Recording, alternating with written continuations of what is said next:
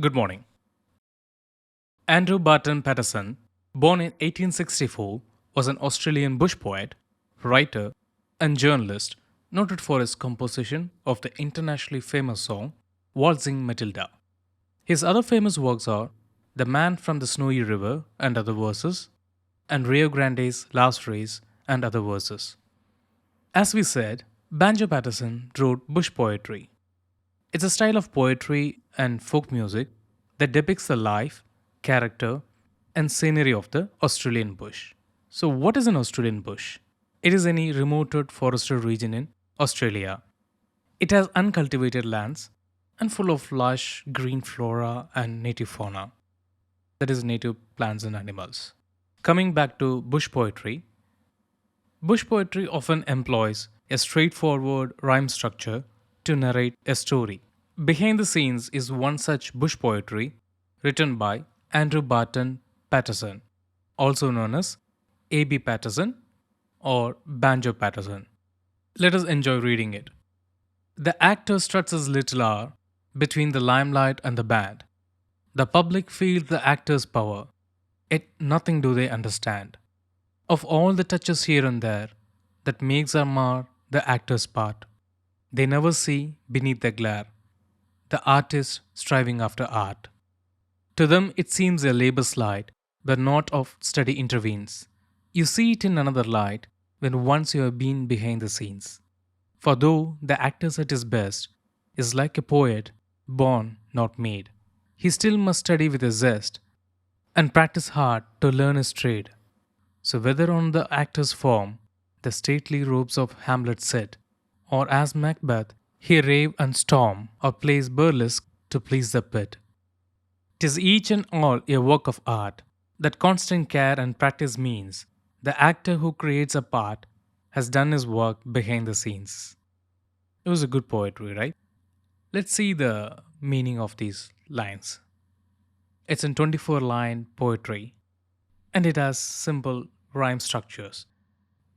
The actor struts his little hour between the limelight and the band.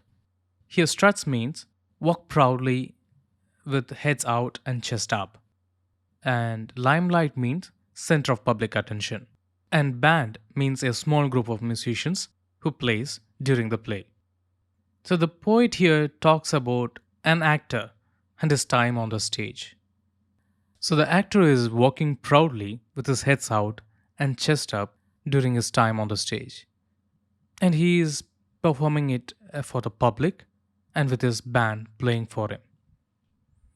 The public feel the actor's power, yet nothing do they understand. Of all the touches here and there that makes or mar the actor's part, they never see beneath the glare the artist striving after art. Here and there means in one place and another, and mar means spoils. So when the actor performs, the audience feels the character in the play, not the actor itself. And the audience don't understand the subtle differences made by the actor that made us to feel the character. And the audience don't understand what makes or breaks the or spoils the characters in the play. They see the performance done by the actor and they don't see how the actor is striving hard to perfect his art. To them, it seems a labor slide where naught of study intervenes, to see it in another light when once you have been behind the scenes. Here, labor slide means very small work, and not means zero, and intervenes means involvement or involved. So you see it in another light means you see it in a different way. And behind the scenes means secretly or not in public view. So the poet is saying that for the audience, acting is a very small work which requires zero involvement to study. But if you see it from a different way, like if you are with a band, you see it from a different point of view. For though the actor at his best is like a poet born not made, he still must study with a zest and practice hard to learn his trade. Here, for though means despite, zest means enthusiasm. Okay, to learn his trade. means to train for the work. Okay? So the poet is telling us that when the actor is at his highest point of acting, you will see that he is like a poet who is alive and not something artificially made. And he will be so natural in his acting skill. Though he is acting at his prime, means at his highest level of acting, he still prepares for his acting with enthusiasm and practices with great effort to train for the play. So, whether on the actor's form, the stately robes of Hamlet sit, or as Macbeth, he rave and storm, or plays burlesque to please the pit. Here, form means how someone is performing. Stately robes, it means grand garment. And Hamlet is a play written by William Shakespeare, and Hamlet was the Prince of Denmark. And rave means to shout emotionally, and storm means to go angrily in a noisy way. Burlesque means performing silly in a humorous way, and pit means the lowest level in a theatre, just behind the orchestra pit. So the poet says, when the actor performs, it is majestic, as if he is wearing the royal robe of Prince Hamlet, or like a Scottish general Macbeth and another William Shakespeare play who talks widely and angrily, or plays absurd presentation to satisfy the people who are sitting at the lowest level in a theatre. It is each and all a work of art that constant care and practice means the actor who creates a part has done his work behind the scenes. So, all the above actors form are all a work of art.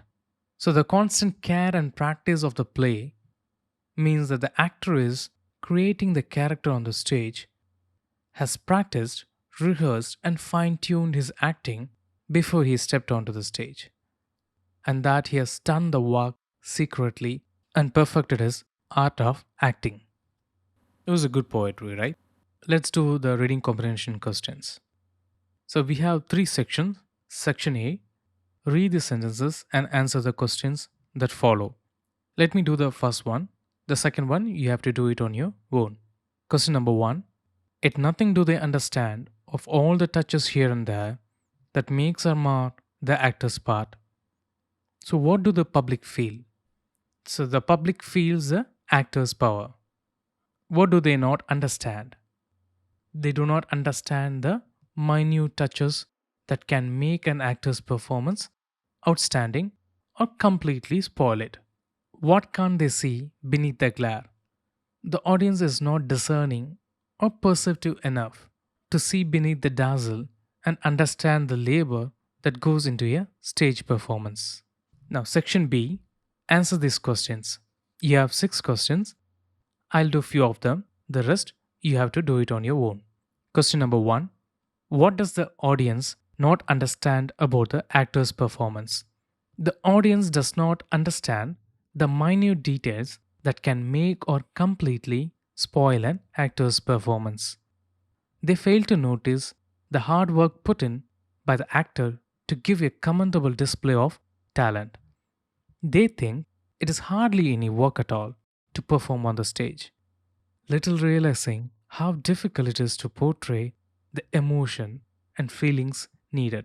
Question number two, how does the audience perceive the actor's role? The audience perceives the actor's role as one that requires no practice at all. Question number three, who is the actor compared to? The actor is compared to a poet. The actor, like a poet, has to really study with zeal and work hard to learn the art of acting. Section C, think and answer. The poem talks about two different scenarios, one where the audience has never been behind the scenes, and the other where the audience has been. Compare the two and share your views on which is better for the development of art. You can record your ideas and submit it along with your assignments. We have come to the end of the class. Please write down the answers in your notebook and submit them along with your assignments. It was good to share the class with you all. Let us meet in the next class and explore more. Till then, adios.